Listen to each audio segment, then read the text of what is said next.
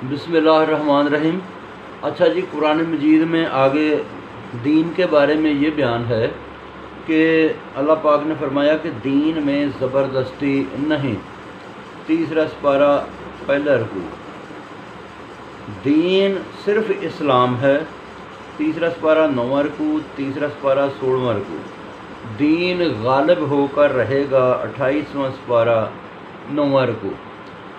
تو بات یہ ہے کہ دیکھیں، ساری دنیا کے لوگ مسلمان ہو جائیں، مومن ہو جائیں، اللہ کا کوئی فائدہ نہیں، ذاتی طور پہ کوئی فائدہ نہیں۔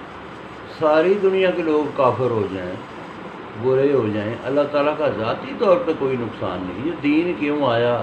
دین اس لیے آیا کہ لوگوں کی آپس کی زندگی آسان ہو جائے۔ تو یہ ہے کہ فائدہ دین میں جو ہے نا، شروع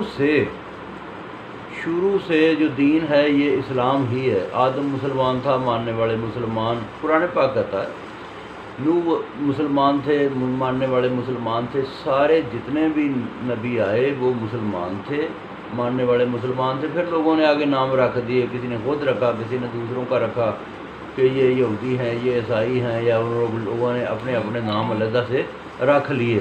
لیکن اللہ کے نزدیک صرف شروع سے یہ ایک دین ہے، دین اسلام ہے، اور اس کے بیچ میں جو ہے نا وہ زبردستی والی کوئی چیز نہیں۔ جو مانتا ہے وہ دل سے مانے، محبت سے مانے، جو نہیں مانتا تو اس کو زبردستی جو ہے نا وہ مسلمان نہ تو بنایا جا سکتا ہے، نہ وہ زبردستی مسلمان بنانے کا کوئی فائدہ ہے۔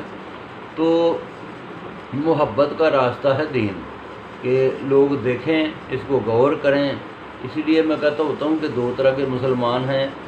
ایک شروع میں جنہوں نے پیغمبر کی بات سنی، بات چیت کو اچھا پرکھا، دیکھا، اس کے اوپر تحقیق کی، پھر انہوں نے قبول کیا، ٹھیک ہے جی، تو جس کو میں کہتا ہوں یہ سسٹمیٹک مسلم ہیں۔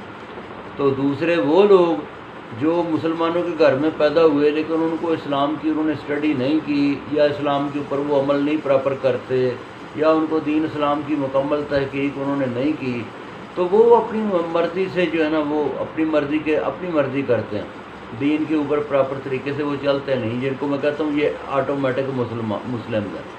تو بات یہ ہے کہ اللہ تعالیٰ دین کی سمجھ عطا فرمائے، اس سے بہترین راستہ اور کوئی نہیں۔ تو بہت شکریہ، باقی پھر سناؤں گا۔